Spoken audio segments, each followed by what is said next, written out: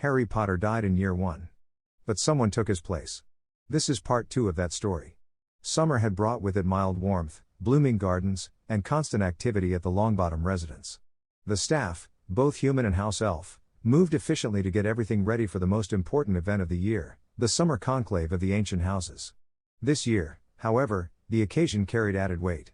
Not only was the annual gathering of influential families from the British wizarding world taking place, but the formal presentation of Harry James Potter would also take place. Lady Augusta Longbottom didn't miss a single detail.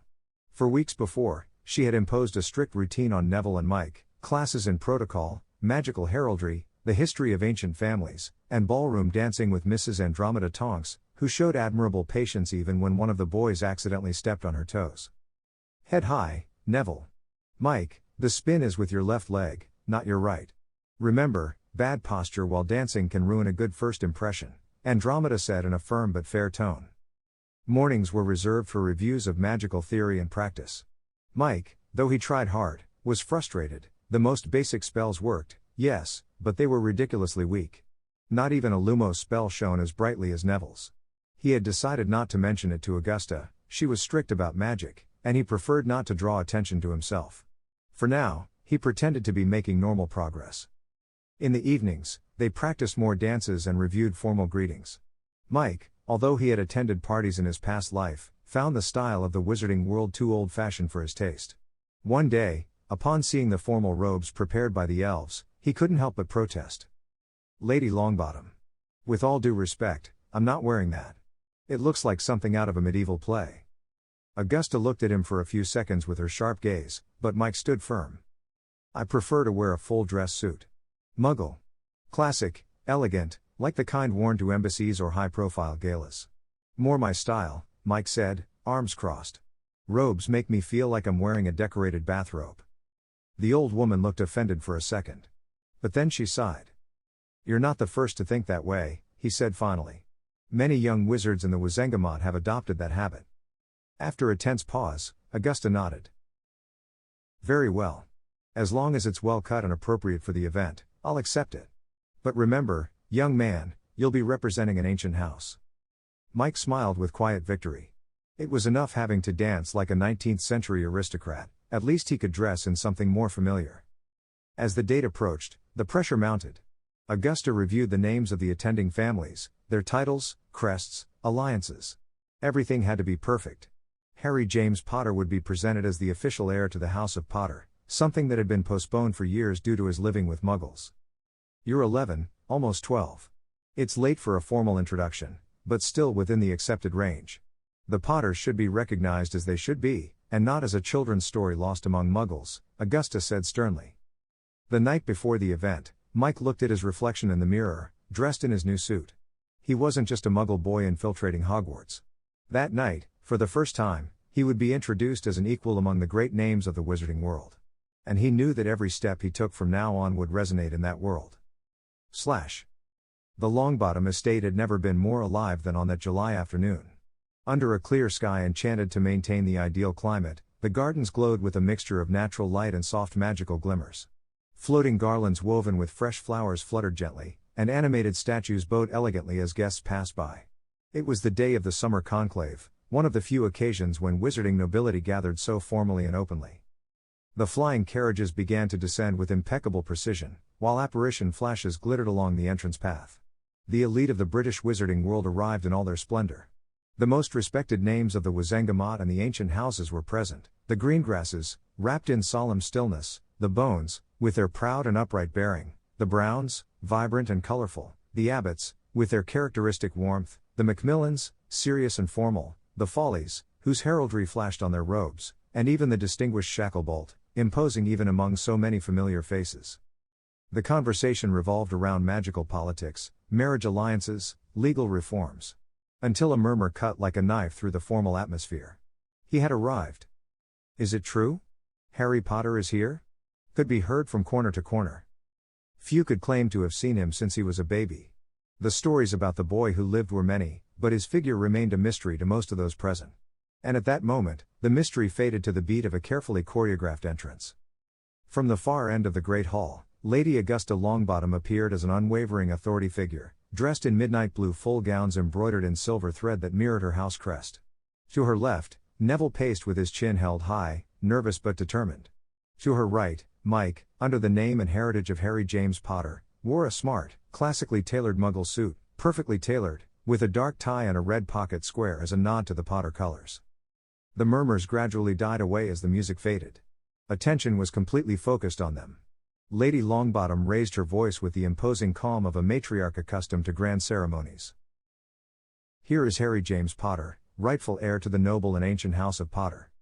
A reverent silence fell, followed by a general murmur filled with surprise, awe, and respect. Mike didn't hesitate. With the serenity acquired through weeks of training with Andromeda Tonks, he took a few steps forward and bowed slightly to the leading members of the Wizengamot and the highest-ranking figures. His greeting was precise, neither overly submissive nor haughty. With each gesture, he reaffirmed a politeness he'd never had. And yet he dominated with ease. An elderly woman with enchanted glasses murmured, "Impeccable manners. Clearly, your tutor did a fine job." And from a corner, an old wizard with snow-white hair and olive-green robes turned to his companion. "Everyone says he looks like James. But I see more of Shirley in him. That way of walking, of holding your gaze. He has the elegance and calm of his grandfather." As the attendants murmured, some mothers exchanged meaningful glances behind their magic fans, discreetly whispering, "My daughter Clara is the same age as you. It could be a good match." "And what about Eloise? She studied at Beauxbatons, but she'd be fascinated by someone like him." Potter is a name of weight. Imagine the renown of an alliance. First impressions had been made. Harry Potter wasn't just present, he was presenting himself with dignity, presence, and surprising maturity. A child raised by Muggles, yes, but now a visible part of the tapestry of wizarding nobility. The evening progressed at a leisurely pace, punctuated by a constant murmur of strategic conversation and pleasantries. Lady Augusta, with a firm and haughty gait, took Mike's arm and led him toward the political core of the room, a group of influential figures, including members of the Wizengamot and patriarchs and matriarchs of ancient families. "Harry, I'd like to introduce you properly," Augusta said, stopping in front of a small group of notables. "Lord Greengrass, Lady Bones, Lord Macmillan. This is Harry James Potter." The greetings were formal but laden with anticipation. Mike, with the calm demeanor that only years of adult experience could bestow, responded respectfully, weighing his words as he had learned with Andromeda. "It's an honor to meet you," he said with a deliberate nod. "I appreciate the opportunity to be here tonight." Lord Greengrass watched him for a moment, as if gauging his character. Then he nodded with a slight smile. "You have more poise than I expected. Sometimes silence speaks louder than fame. And your gaze doesn't evade that of your elders," added Mrs. Bones, in her typically stern tone. "You're more of a Potter than I imagined. Though there's something different about you. Perhaps it's your Muggle upbringing." Mike maintained a fluid conversation with them, answering questions, sharing insights into Hogwarts, magical history and politics, and even resorting to comparisons with historical figures from the Muggle world to reinforce his points. Some looked at him in surprise, they hadn't expected a child raised by Muggles to have that level of analysis. At one point in the talk, Mike tried to explain a feeling related to memories of Hogwarts. "Sometimes it's like having a mental flashback. Like my mind magically crashes." There was a brief silence. A few eyebrows rose. Mrs. Foley blinked, confused. Lord Macmillan frowned slightly. "A what?" someone murmured. Before the discomfort could grow, Andromeda appeared elegantly with a diplomatic smile. A modern Muggle expression. "You know how they are. Creative," he said matter-of-factly. Those present laughed softly, and the moment passed like a cultural oddity. Mike mentally thanked his tutor for her intervention. Augusta, for her part, seemed satisfied. She had observed everything from a short distance, and although she wasn't smiling openly, her stern expression showed a hint of restrained pride. "You're doing your duty, Harry," she said quietly when they met again. "Don't forget that." Later, when the atmosphere became less ceremonial and more social, Mike and Neville joined a small group of young people gathered on a side terrace off the Great Hall. Daphne Greengrass chatted with her younger sister, while Lavender Brown laughed animatedly with Susan Bones and Hannah Abbott. Theodore Knott, after a brief glance at Mike, nodded somewhat reservedly and joined the group as well. The conversations began with a certain formality, greetings, names, thanks for the invitation. But little by little, manners gave way to more relaxed, though no less measured, Conversation. Daphne, with her characteristic elegance, offered some insightful observations about the event, and Mike responded with intelligent, yet unobtrusive comments. The conversations revolved around Hogwarts, the houses, the teachers, and rumors from the previous year. Mike responded with poise, his experience as an adult carefully filtered through his words, leaving an impression of maturity that didn't go unnoticed. Some girls seemed especially interested in him. It wasn't just his fame, there was something in his gaze, in his way of speaking, that intrigued them. Daphne studied him closely, Lavender laughed at his comments. Even Theodore seemed to respectfully assess his posture, as if sizing up a rival or a potential ally. A phrase Mike used, referring to a cell phone, caused momentary confusion. Lavender giggled. "What's that?" he asked curiously. "Something Muggle." "It doesn't matter much," he replied with a sly smile, while the others dismissed it as just another eccentricity of the Muggle-raised boy. Lavender, much more expressive and cheerful, soon began asking questions with barely concealed curiosity. "Is it true you defeated a troll in your first year?" he asked, his eyes twinkling. "Technically, I just stuck my wand up his nose," Mike replied with a crooked smile. "So the credit should go to whoever knocked him out with their club." A few laughs rang out in the group, and Susan Bones intervened to ask about her experience in grief classes. Hannah, more shy, remained in her friend's shadow, although she listened attentively to every word. Mike noticed some appraising glances. Not all of them were sympathetic, but there was no hostility either. Curiosity, respect, and a hint of expectation. It was clear that for many of these young people, Harry Potter wasn't just a person, he was a legendary figure brought to life. His calm, adult demeanor contrasted with the visible nerves of other boys and girls his age, which only added to his mystique. Some distance away, Neville exchanged words with Theodore, and although somewhat awkward at first, he was clearly gaining confidence. Mike smiled as he watched his friend move more and more comfortably among peers. The seed of trust had been planted. And so, amidst stifled laughter, curious conversations, and the occasional exchange of glances, the young heirs of the next magical generation began to forge their first formal connections. Some time later, a soft jingle of magical bells echoed through the great hall, gently silencing the conversations. The lights dimmed, and the orchestra began the first bars of the traditional opening waltz, an elegant and ancient piece that marked the official start of the dance. Augusta Longbottom, dressed in her most ceremonial robes, bowed to Mike with a firm but proud look. "It's customary for the heir of an ancient house to open the dance. Choose a suitable young woman. And remember your posture, Harry." Mike nodded with a diplomatic smile, though he was rolling his eyes inside. It was going to be his first formal ball as Harry Potter, and the anticipation in the room was palpable. But before he could move, he noticed Neville standing beside him, stiff as a statue, his eyes fixed on the floor. "Neville," Mike whispered softly. "Let's go together. You buy one lady, and I'll buy the other. Okay?" Neville looked at him with barely concealed panic. "What if he rejects me?" Mike smiled confidently. "You'd be surprised what you can accomplish with a little confidence." Without waiting any longer, Mike scanned the room and walked purposefully toward Lavender Brown, who was chatting animatedly with Daphne Greengrass and Hannah Abbott. With a slight bow, he extended his hand. "Would you grant me this dance, Miss Brown?" Lavender, visibly delighted, smiled and accepted with a gracious bow. "It will be an honor, Mr. Potter." Neville, following suit, took a deep breath and approached Susan Bones, who looked at him in surprise, but also with a warm smile when he asked her to dance. Soon, both men were among the couple slowly twirling around the room, guided by the music. Mike, although he knew the steps thanks to Andromeda, was preparing to keep the rhythm measured. However, Lavender surprised him from the first turn. Her movements were precise, graceful, and confident. The young woman moved around the room as if she had been born to dance at this type of event. "I didn't expect you to be so good at this," Mike commented quietly as they turned. "Do you mean dance or don't step on your toes?" she replied mischievously. Mike gave a short laugh. "Both. My mother made me practice this choreography from the age of 8. A lady must know how to move in society," she said. "I never thought I'd end up dancing with Harry Potter." "Well," Mike replied with a crooked smile, "technically I'm just another kid with a complicated name." I doubt half the mothers in the room would agree with you.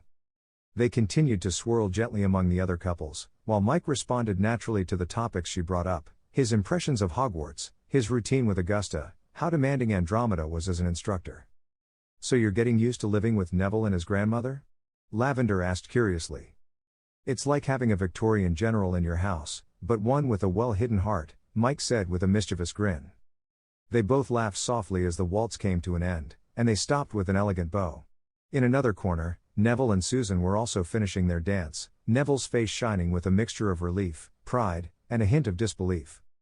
Mike turned to look at his friend and gave him a knowing look as if to say, "That wasn't so bad, was it?"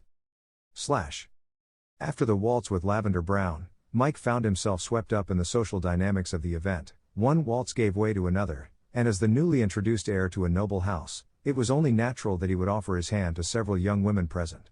He accepted politely, moving gracefully among the couples, but secretly, he felt uneasy. It was during a break between dances that Augusta led him toward one of the event's most prominent groups, the Greengrasses. Lord Greengrass was a sober man, with a critical eye and impeccable manners. After a brief formal conversation with Mike, in which he evaluated his bearing and manners, he made an elegant gesture toward his daughter, Daphne. "Perhaps you would like to invite my daughter to the next room, Mr. Potter." Mike responded with a slight bow, adopting the serenity that Andromeda had instilled in him for these kinds of moments. "It would be an honor, Mr. Greengrass." Daphne accepted with measured courtesy, and together they glided onto the dance floor. The music resumed its course with a more refined and complex beat. Unlike Lavender, who had exuded joy and energy with every step, Daphne moved with elegant precision, as if every gesture had been rehearsed from the cradle. She wasn't lively, but she was graceful, and her movements exuded nobility. Mike couldn't help but admire her mastery of rhythm and her composure. "You dance very well," he said, with a friendly smile. "Thank you. I suppose it's expected of us," Daphne replied calmly, her eyes studying him surreptitiously. There was a brief pause, during which Mike attempted to maintain light conversation, but was interrupted by an unexpected remark. "You don't look like the same kid from school," she commented, without taking her eyes off his face. "You're not shy. You don't avoid eye contact. You speak with confidence. As if you know much more than you let on." Mike contained his surprise behind a carefully neutral smile. "Perhaps it was Lady Andromeda's training," he replied. "This summer has been intense." "That may be," Daphne conceded, though her gaze remained scrutinizing. "But I can't help noticing that. You act more like an adult than a child. As if you've lived longer than you let on. It's curious." Mike thought to himself that he had underestimated young Greengrass. She was not only refined, but also extremely perceptive. Too observant for her age. And for my comfort, he thought. He hadn't expected someone so young, let alone her, to be the one who would start noticing the cracks in his facade so soon. "I guess we all change when we're faced with reality," he said in an enigmatic tone, trying to divert the conversation. The rest of the dance passed in comfortable silence. When it ended, Mike bowed and acknowledged the moment with the same courtesy with which he had begun. As he walked away with measured strides, he could feel Daphne's inquisitive gaze following him. After the dance with Daphne, and after exchanging a few more words with some of the attendees, Mike retreated to a corner of the room to pour himself some pumpkin juice. He had attended several more dances after the opening waltz. Girls from different houses and surnames had invited him or had been invited by him, always under the watchful eye of Augusta or some expectant mother. Although he maintained his smile and poise, inside Mike felt slightly uncomfortable. Being a man trapped in the body of a preteen had many implications, and one of them was feigning normalcy while dancing with girls barely 12 years old. It wasn't easy, but he did it with dignity. The Potter legacy must be upheld. From his position in the hall, he noticed Neville near an enchanted column with floating flowers. The boy was looking toward the dance floor, where Hannah Abbott was laughing with Susan Bones. Neville took a step forward, took 2 steps back. He raised his hand as if to attract attention. Then dropped it. He frowned, turned away, took a deep breath, and looked back. Mike smiled to himself. This was a far more difficult battle than any wand duel. Without wasting time, he approached the group with his relaxed gait. "Susan, Hannah?" he greeted with a polite bow. "You're enjoying the dance, aren't you?" "A lot," Susan said, smiling broadly. "Though they haven't asked me to dance yet. Hannah's turned down 3 already." "It's because I was waiting for the right person to be brave," Mike replied, his tone playful but strategic. Hannah raised her eyebrows, amused and curious. Susan, giggling, looked at her friend. Mike subtly turned to Neville, who still seemed to be struggling with his thoughts. He gave him an almost imperceptible nod, as if to say, now or never. Neville seemed to summon all the courage in the world in a single breath. He walked toward them, somewhat stiff but determined, and with a slightly trembling voice asked, "Hannah, would you like to dance?" There was a brief pause, barely a second, but it was enough for Mike to feel the tension in the air. Then Hannah smiled and nodded gently. "Sure, Neville. I'd love to." The couple walked away toward the dance floor. Susan watched the scene with a mixture of surprise and tenderness. Mike stayed by her side, his arms crossed behind his back. "I didn't think Neville would dare," Susan commented, lowering her voice. "He did very well," Mike said. "Sometimes true courage isn't in facing dragons, but in stepping up when it's hardest." Susan looked at him sideways. "You talk like an adult." Mike shrugged with a small smile. "I've had to grow up very quickly." They watched together as Neville and Hannah slowly twirled in time with the waltz, awkwardly at first, but gradually getting into the rhythm. Mike felt a faint warmth in his chest. It wasn't a big deal in the eyes of the world, but for his friend, that step would change everything. The hours passed, and the atmosphere of the conclave became more relaxed. Formal conversations gave way to more personal conversations, and although etiquette was still present, more genuine smiles began to appear among the young people. Some shared anecdotes from Hogwarts, others talked about their families' businesses or their plans for the summer. Mike, for his part, found himself in a difficult situation. Although he had adapted surprisingly well to the pace of the event, he felt the weight of every glance, every calculated word. He had danced with several other girls after Daphne, a brown-haired young woman who turned out to be Ernie Macmillan's cousin, another, the daughter of a French family from the International Confederation. They were all pleasant, but for Mike, the discomfort was growing. Talking to 11 or 12-year-old girls, even with high-born manners, was awkward. Dancing with them, even more so. She couldn't help feeling as if she were walking an emotional and ethical tightrope, feigning smiles and polite interest while her mind searched for excuses to withdraw with dignity. It was during one of those dances that he spotted Neville across the room, alone, without Hannah or anyone else around. He was holding a glass of pumpkin juice and looked happy, though somewhat exhausted. Mike politely excused himself from his last partner and walked over to him. "How are you doing, dancer?" Mike asked with a smile. Neville gave a low laugh. "I don't know if my feet hurt more or my heart feels like it's about to explode. But it's been good. Thanks to you." "Why me?" "Because you pushed me. Because you thought I could do it. Seriously, Harry. Or whatever your name is," he added with a nervous chuckle. Mike raised an eyebrow, intrigued. "What do you mean?" Neville took a sip before answering. "It's silly, I know, but you've changed a lot in a short time. And sometimes you act weird. Like when you explain things, you do it like adults who think they know everything. Sometimes you talk to me as if you're much older. And you take those pauses like you're editing what you're going to say. It's not something kids do." She glanced at him. "But it doesn't bother me. I like the way you are. I've noticed." Mike felt the air around him thicken. Not from danger, but from the weight of a truth he couldn't share. He turned toward the windows overlooking the gardens and nodded slowly. "Thanks for telling me. It's not easy to pretend everything is normal, even when nothing is." "Does that mean anything?" Neville asked, tilting his head. Mike smiled sadly. "It just means that sometimes life changes in a single instant." Neville looked like he wanted to say something else, but Mike took a step towards the terrace doors. "Will you join me? I need air." The two of them stepped out into the garden. Outside, magical fireflies floated between enchanted hedges and bushes trimmed in the shapes of magical creatures. They could hear the murmur of water from a nearby fountain and the distant hum of lively conversation from inside. A comfortable silence enveloped them. But they weren't alone. From the shadows of one of the stone arches, a female figure approached. Her gait was silent, her bearing elegant. When she spoke, neither of them was as surprised as they should have been. "Interesting conversation," Daphne Greengrass said in a calm, though clearly inquisitive, voice. Mike and Neville immediately turned around. "How long have you been there?" Mike asked, his tone neutral. "Long enough," she replied. Her expression was serene, but her eyes studied him intensely. "Harry Potter. Or so they say." Neville tensed, confused. "What do you mean?" he asked. Daphne didn't take her eyes off Mike. "You're different. Very different.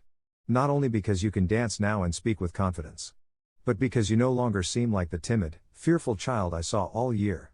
You don't stumble over your words, you don't doubt yourself, you don't ask permission. And the strangest thing. He took a step closer, is that you speak as if you've lived more than a decade longer than the rest of us.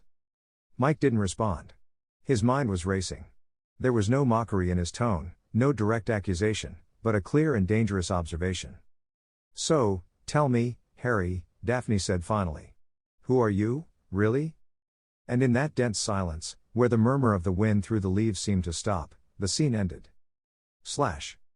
It all began when Harry Potter emerged from the hospital wing after the incident during the final exams.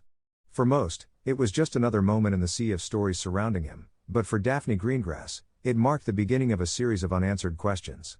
From a young age, her father had taught her to observe, to notice the details that others overlooked. Power doesn't always scream, he used to tell her. Sometimes it whispers in the margins of a conversation or hides in a fleeting glance. Since arriving at Hogwarts, Daphne had maintained a prudent distance from her classmates, observing them with the serenity of someone who understood the rules of the aristocratic game. Harry Potter, however, soon became an anomaly worthy of her attention. He didn't fit at all with the image that books, portraits, and heroic tales had constructed. There was no grandeur in his movements or confidence in his voice. Rather, he seemed like a lost child, malnourished and disconnected from the magical world, almost as if he had never belonged. Daphne was shocked to see how little he knew of even basic wizarding customs, how clumsy he was navigating the castle, his lack of etiquette, and above all, his constant discomfort. There was no arrogance, not even a clear awareness of his status. More than that, he avoided conversations with students from important families, rejected all pure-blood protocol, and Weasley, the first to capture his attention, kept him close, almost as if preventing him from bonding with anyone else. But then something changed. In the final weeks of the school year, Daphne began to notice small, different gestures. It wasn't just that he spoke with more confidence, or that he seemed more present. It was a straighter posture, a more focused gaze, a different way of listening and responding. As if someone else had stepped into his shoes. Or as if Harry had woken up after a long slumber and was now walking with a consciousness he didn't have before. And then the summer conclave arrived. The figure who descended beside Lady Longbottom was not the boy Daphne had observed during the term. There was a measured calmness about him, a body language that was too precise, as if he were moving to a protocol he had rehearsed 1,000 times. In the waltz with Lavender, she noticed how confidently he led, how he knew how to hold the conversation, how he concealed his reactions with an emotional mastery unbecoming of an 11-year-old. It wasn't the contained awkwardness of a novice, it was the composure of someone who had spent years in similar classrooms. For the rest of the dance, she followed him with her eyes. She watched how he interacted with each young man who approached him, how he avoided certain topics, how he answered innocent questions with the prudence of a diplomat. And when they finally danced together, Daphne confirmed her suspicions. It wasn't just that he behaved like an adult, it was that he was one. "You sound like someone who's lived longer than they let on," he said then, smiling softly. But the final confirmation came shortly after. Taking advantage of a moment of respite in the gardens, Daphne followed him silently. She found him talking to Neville, his voice more relaxed and sincere. He didn't use any magic or devices to hide himself, he simply stood in the shadows, listening. "Thanks, Mike," Neville said. "I don't know why you were so helpful, but I really appreciate it. Sometimes you're just weird. Like, when you're explaining things to me, you have that tone adults use when dealing with children." Mike laughed softly, not denying anything. "I guess sometimes I have a different perspective." Daphne pursed her lips. Different didn't do it justice. That's when he stepped forward. He no longer needed to listen from the shadows. He wanted the truth. "You're very different from the Harry I knew at Hogwarts," he said in a clear voice, causing both boys to turn around in surprise. "You're not shy. You don't hesitate. You're not afraid to talk to anyone. And you don't act like an 11-year-old boy. Who are you, really?" The silence that followed was denser than the night itself. The air was still warm when Daphne asked her question in a calm but meaningful voice. "Who are you really?" Mike froze. For a moment, the world seemed to stop. Not by magic, not yet, but by the emotional impact of that question. He searched for words. He dodged them. His mind, so quick with logic and strategy, was caught between disbelief and bewilderment. He had underestimated Neville. And, above all, he had underestimated Daphne.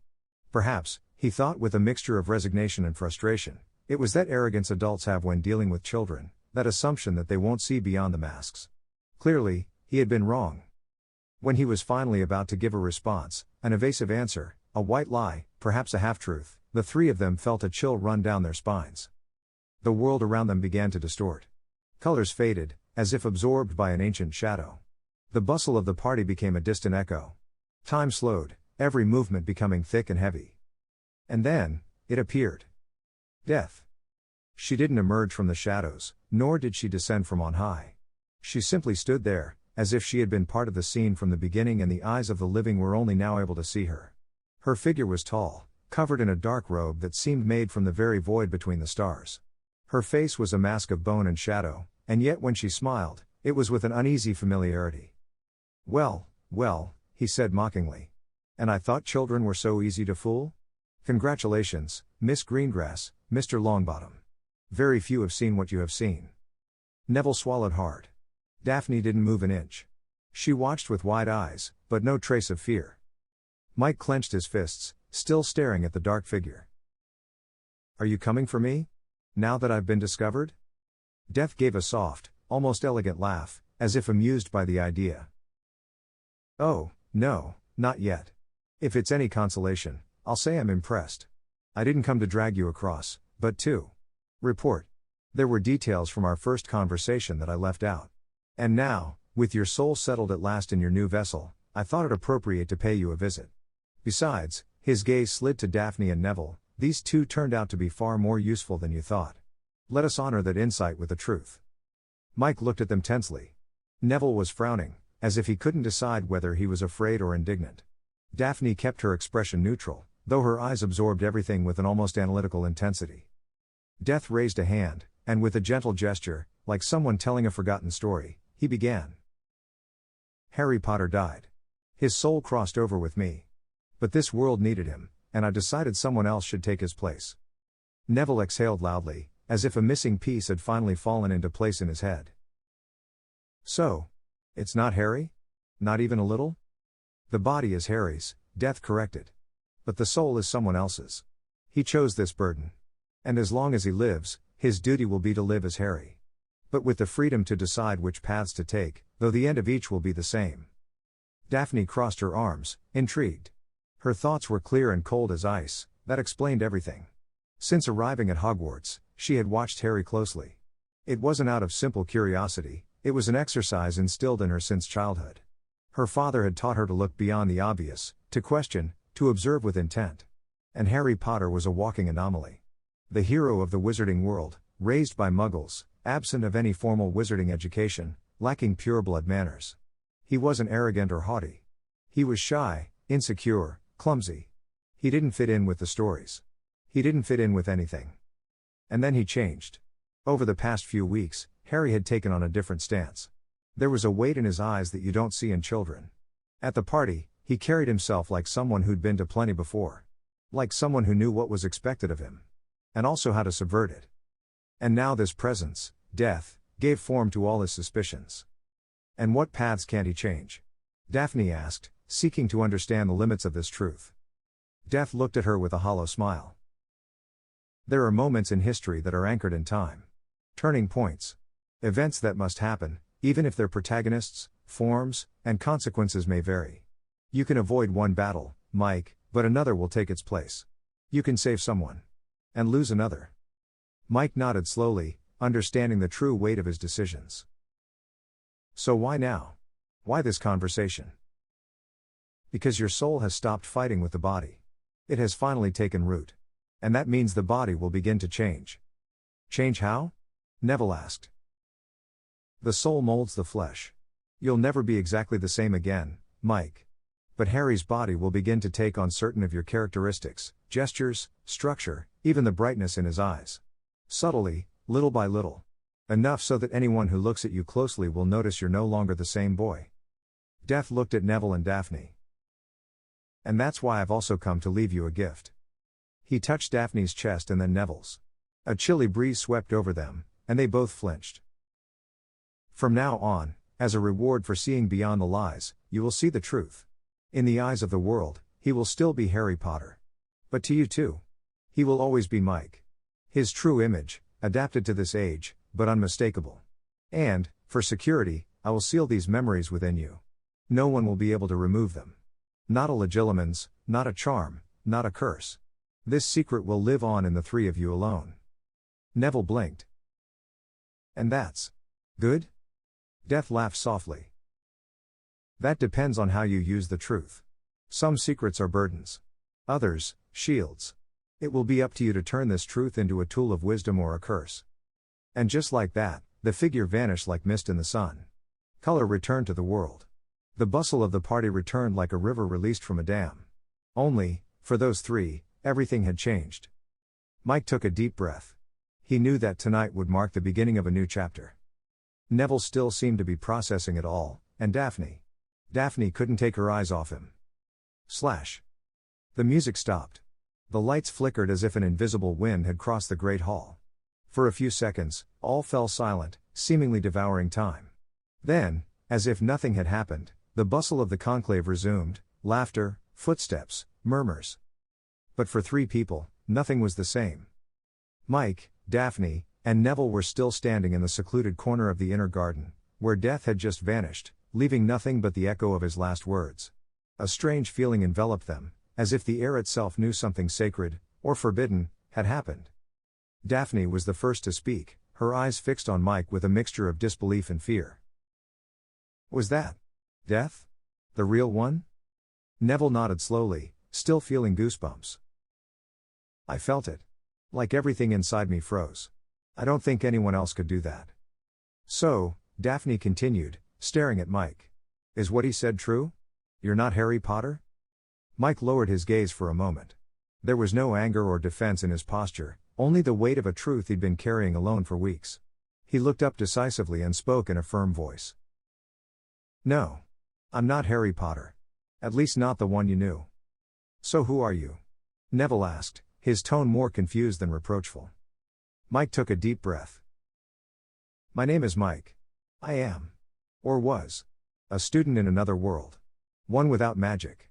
In my world, this one, the wizarding world, is just a story. There are books, movies. All about Harry Potter. All about you. But there, Harry died facing Quirrell in his first year. He chose to go with his parents. Daphne and Neville exchanged a look of utter astonishment. And Death brought you here? Why you? Daphne asked seriously. I don't know for sure. Death said he needed someone to take his place. Someone to complete his destiny. I agreed. Even though I didn't really understand what I was getting into. When I woke up, I was in Harry's body. No memory of him, but burdened by his name. Neville frowned. And you approached me.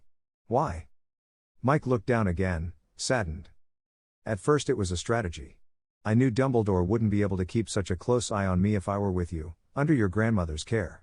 I wanted to get away from the control of the adults, and the Dursleys. I thought being with you would give me freedom. Neville clenched his fists, but didn't speak. Mike looked up, determined to finish. But that was at the beginning. Weeks passed, and I started to see you differently. You weren't just an escape route anymore. I started to see you as a brother. I never had one, but if I had, I would have wanted him to be like you. Neville was silent for a moment, digesting those words. Finally, he nodded, his expression solemn. You were dishonest, yes. But I already suspected you weren't the real Harry. I don't really care since you didn't have any bad intentions and you gave me things no one else ever did. Trust. Respect. Even my grandmother has started to believe in me more. And that's worth more than your initial lie. I guess I've also seen you as an older brother, Mike. A faint smile appeared on the young man's lips. Mike smiled back, relieved. Daphne, who had been silently observing everything, spoke in a perceptive tone. You said you wanted to escape Dumbledore's control. Why? What do you know about him that we don't? Mike looked at her respectfully. He knew he couldn't lie to her. Because in my world, all of this has already happened. It's been written. Told. But I don't know how faithful that story is to the real world. And even if I have fragments of knowledge, I don't want to risk changing things without knowing the consequences. In the story, Dumbledore is a man with good intentions, but who sacrifices too much in the name of the greater good. And I don't want to be one of his pieces. Daphne crossed her arms, still analyzing. So if we're part of a story, do you have any information about us? Not really, they both didn't appear much, just bits and pieces of information. Most of the time they were just secondary characters who appeared in the background to fill the scene. Daphne frowned at the seal. Apparently, Mike had struck a nerve with that last comment. So what's next? What's the next big event you can't change? Mike got serious. The Chamber of Secrets will open. That was the next big event in history.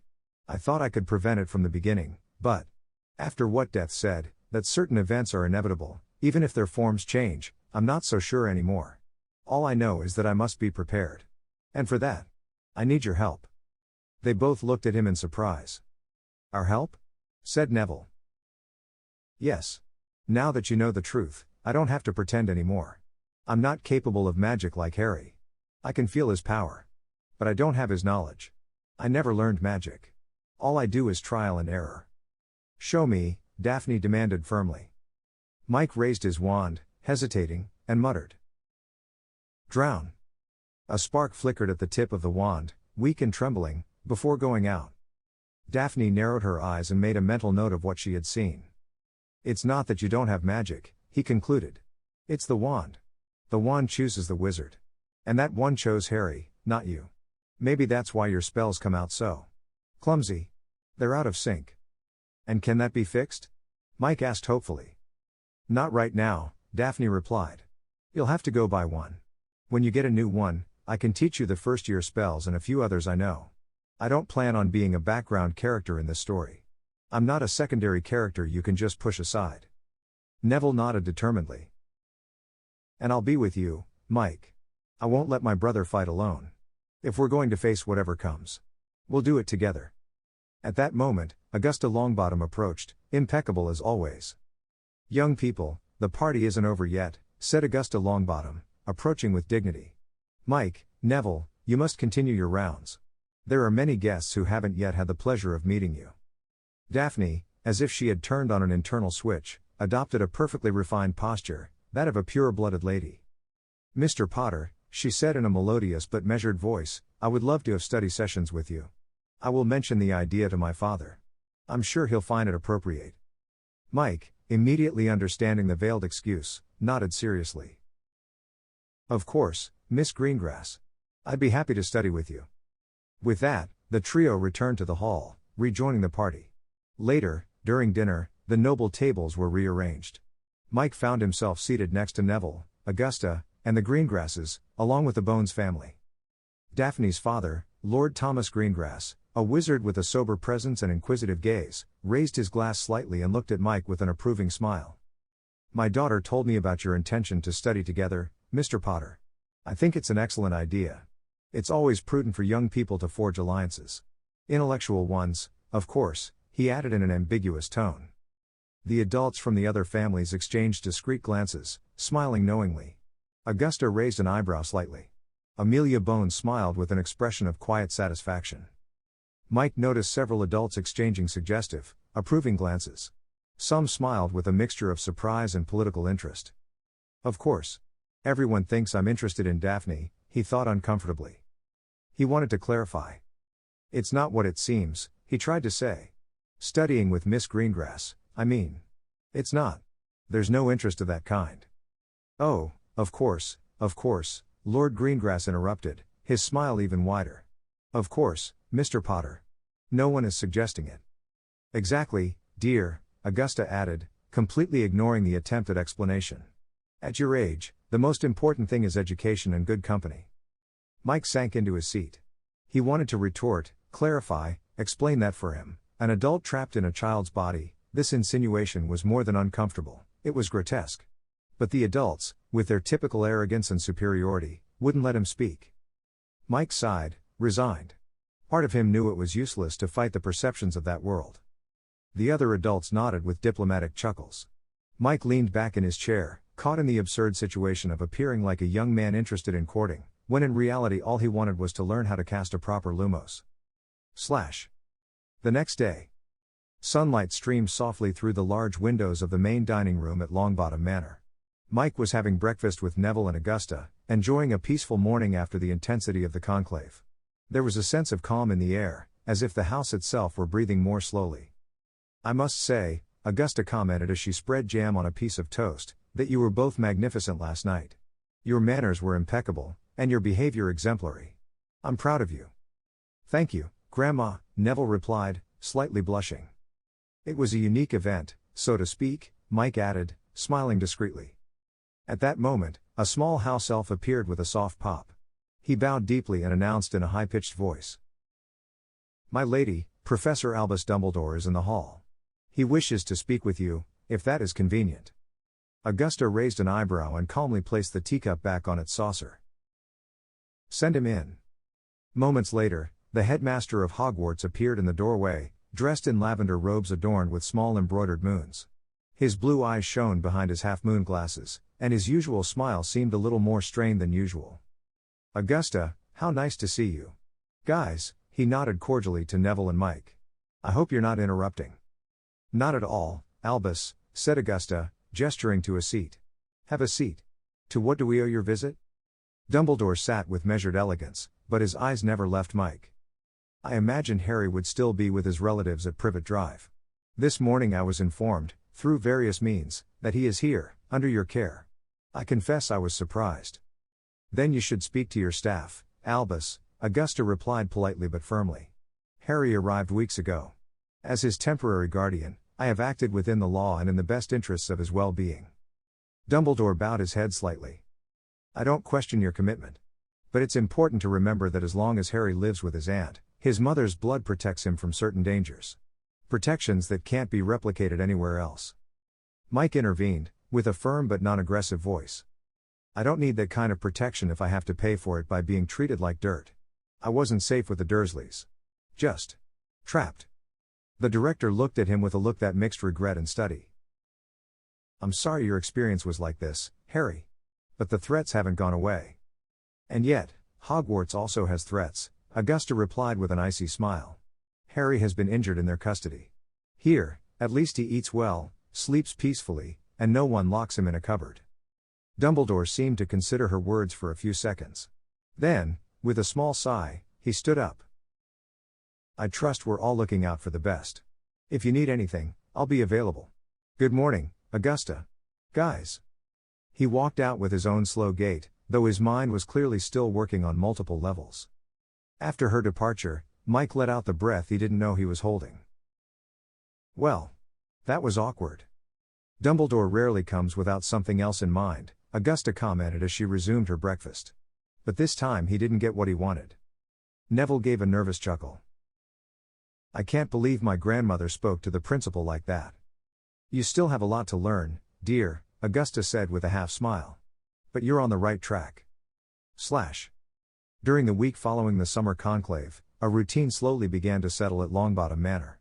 Mornings were devoted to private lessons with Andromeda, who skillfully alternated between magical history, contemporary politics, social etiquette, and advanced wizarding theory. Although Mike still refrained from attempting any spells, partly out of prudence, partly because of a truth he continued to conceal, he actively participated in the discussions, quickly absorbing information. Neville, for his part, was making steady progress, showing a growing interest in the magical and political topics that had previously intimidated him. He had even demonstrated considerable skill in potions. It seemed that his vast knowledge of herbology was of great help in the subject, and since he didn't have a professor hounding him, he could shine with the right support. The afternoons were for the body and mind. Both boys exercised in the gardens, running, lifting weights, and practicing reflexes. Mike had improvised a routine based on what he remembered from his previous life. They also spent time in the library, playing a magical game or reading together. Sometimes Andromeda joined them to correct posture, ask questions about what they had read, or simply share a cup of tea and a story about their years at Hogwarts. Their birthdays, which fell on July 30th and 31st, were celebrated on a golden summer afternoon inside the mansion's greenhouse. The decorations, Andromeda's work, floated gracefully among exotic plants and enchanted flowers. A three-tiered cake slowly rotated in the air, decorated with tiny magical fireworks that exploded in the shapes of dragons and broomsticks. Congratulations, guys. It's not every day that we celebrate lives so valuable to the future of our society, Augusta said, raising her glass, her expression warmer than usual. Among the guests were some close relatives and acquaintances from the wizarding world. Mike remained discreet, enjoying the food and the company while attentively observing every gesture, every conversation. That night, already in his rooms, Neville approached with a serious expression, but without tension. Mike, can I ask you something personal? Mike nodded, putting the book he was reading on the table. When is your actual birthday? And how old are you really? Mike looked at him for a moment, appreciating his honesty. April 12th. And I'm 20 years old. Neville simply nodded. He didn't ask any more questions. He didn't need complete answers to trust the man who had become his friend. His brother. A few days later, the letter from Hogwarts arrived with the list of school supplies for the second year. Augusta, busy with her duties at the Wizengamot, asked Andromeda to escort the children to Diagon Alley. Mike felt a slight flutter in his stomach, returned to the wizarding world, but this time with a clear mission and a new perspective. The visit to Gringotts began with the clang of the gates and the solemnity of the goblins. Mike, although inwardly uneasy, managed to maintain a calm expression. Could they discover his secret? Would they sense he wasn't the real Harry Potter? But nothing unusual happened. The goblins guided them efficiently, and the underground carriage ride through the Gringotts tunnel seemed as fun as it was unexpected. This is like a roller coaster, Mike exclaimed, laughing as the car swerved sharply. I'm glad to see you enjoy this, Andromeda said, smiling from the opposite seat. In the Potter's vault, Mike withdrew a prudent sum of galleons and asked to convert some of them into Muggle pounds. The goblins showed no reaction beyond their usual inscrutable expressions. As they left the bank, Mike suddenly stopped in front of the wand shop. Andromeda. I think I need a new wand. This one isn't responding well. Something doesn't fit. She looked at him carefully. Since when have you felt this way? Maybe since the end of the course. I don't know. But it's becoming clearer and clearer. All right. I wanted Neville to consider that possibility as well, he said, and together they entered Ollivander's shop. The old man greeted them with his silver eyes shining behind the counter. Mr. Longbottom. I knew you'd come sooner or later. Your father's wand has served you well, but it's not the right one. You would never have reached your true potential with it. After several attempts, sparks, and explosions, Neville was chosen for an 11-inch, sturdy, and well-balanced English oak wand with a unicorn core. His smile as he felt the connection was evident. Next, it was Mike's turn. When Ollivander examined his current wand, he frowned. Funny. Very funny. This wand doesn't recognize you. It's like you don't own it at all. I've changed a lot this year, Mike said with a vague smile. Ollivander looked at him closely, but didn't press the issue. Traumatic events can cause disconnections. Let's see what chooses you now. Finally, a chestnutwood wand, with a phoenix feather core, 12.5 inches long, of unmatched flexibility, chose him. Mike felt a warm wave run down his arm and knew, without a doubt, that this wand was his. A rare wand. And very powerful in the right hands, Ollivander commented with a slight nod. After leaving, Mike walked silently a few steps, with the box in his hands. How are you feeling? Andromeda asked. As if something finally clicked, he replied. And although he didn't say it, for the first time since he'd come into this world, he felt a magical spark of hope within him. At Flourish and Blots, they bought the course books, but Mike added a few extra volumes of his own, Dueling Theory and Magical Defense for Beginners. Andromeda raised an eyebrow. Do you hope to defeat another Dark Lord? I just want to be prepared for whatever comes, he said calmly. Back in the Muggle world, Mike insisted on stopping by some regular shops. Andromeda agreed, intrigued. There, Mike chose comfortable, modern clothes, shirts, jeans, sneakers. Nothing too standout, but something that fit his real style.